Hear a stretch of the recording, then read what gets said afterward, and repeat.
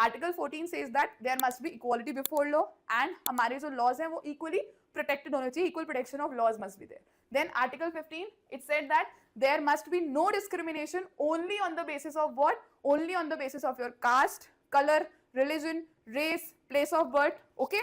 उसके अलावा special provisions can be made for women, children, socially and educationally backward classes, SCs, STs, etc. Okay?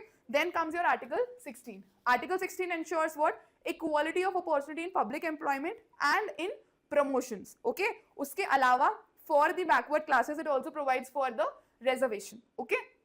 Then ये जो ये particular concept था, ठीक है, reservation का, इसमें एक बहुत important judgment हुआ था, that was your Indira Sahni case, जिसने 50% का ceiling set किया था on your reservations. But certain states they are surpassing that particular limit in name of that कि उनकी state के अंदर कुछ एक ऐसी caste है, कुछ एक ऐसी जातियां हैं जो बहुत historically backward रही हैं, तो उनको extra reservation देना चाहिए, देना पड़ रहा है. ठीक है. उसके अलावा इन्होंने क्रीमी लेयर भी इंट्रोड्यूस करी थी ओबीसी के अंदर कि अगर 8 लाख से ज्यादा किसी फैमिली की इनकम है, वो ओबीसी है, तो उनको रिजर्वेशन का लाभ नहीं मिलेगा. उसके बाद में article 17 it अबॉलिशेस what? It अबॉलिशेस your untouchability. सबसे पहला एक कौन सा इनैक्ट हुआ था इसके लिए? Protection of civil rights act, that was of your 1955. Okay.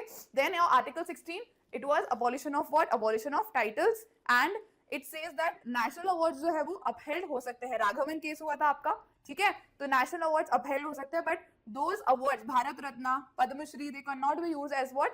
Prefixes और सफिक्सेस. और हमारा जो इक्वालिटी का कॉन्सेप्ट है, it is a part of the basic structure. So this was all for it and I hope आपको right to equality समझ